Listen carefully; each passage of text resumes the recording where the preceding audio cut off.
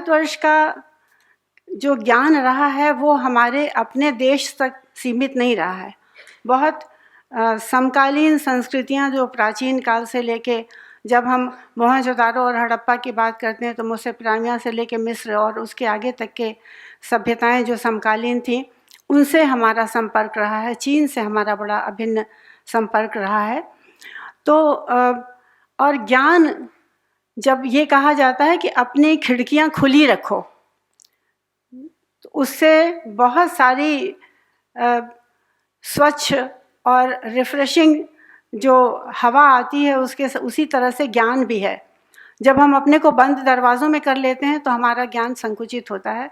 शायद प्राचीन भारतीयों को इस बात का भान था, और अरबों के साथ हमारा गणित के, खगोल के और इवन आयुष के क्षेत्र में बड़ा अभिन्न संबंध रहा है। तो लगभग 10वीं 11वीं शताब्दी में एक अरब विद्वान हुए, अल अंदलूसी।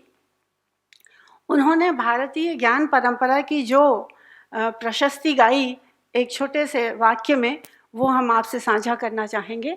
The first nation to have cultivated science is India, which is a powerful nation having a large population and rich kingdom.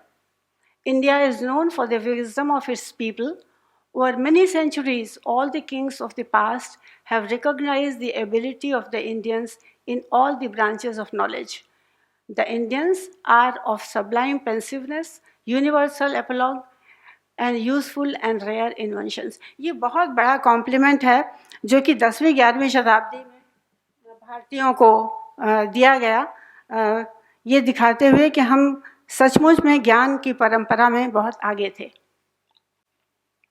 Al-Biruni Bharat आए और उन्होंने भी यहाँ के ज्ञान के उसको देखा, लेकिन उनका एक क्रिटिसिज्म भी था। वो निंदक नियरे राखिए, जैसा आपने अभी कहा, कि उनको ये लगा कि यहाँ के लोग ज्ञानी तो बहुत हैं, लेकिन बहुत अपने ज्ञान को छुपा के रखते हैं, लोगों से शेयर नहीं करते हैं।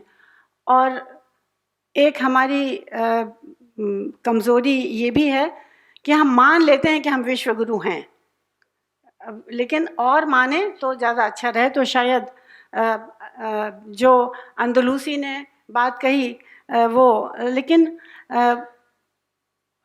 उससे भी अल-बरूनी थोड़े से असंतुष्ट थे।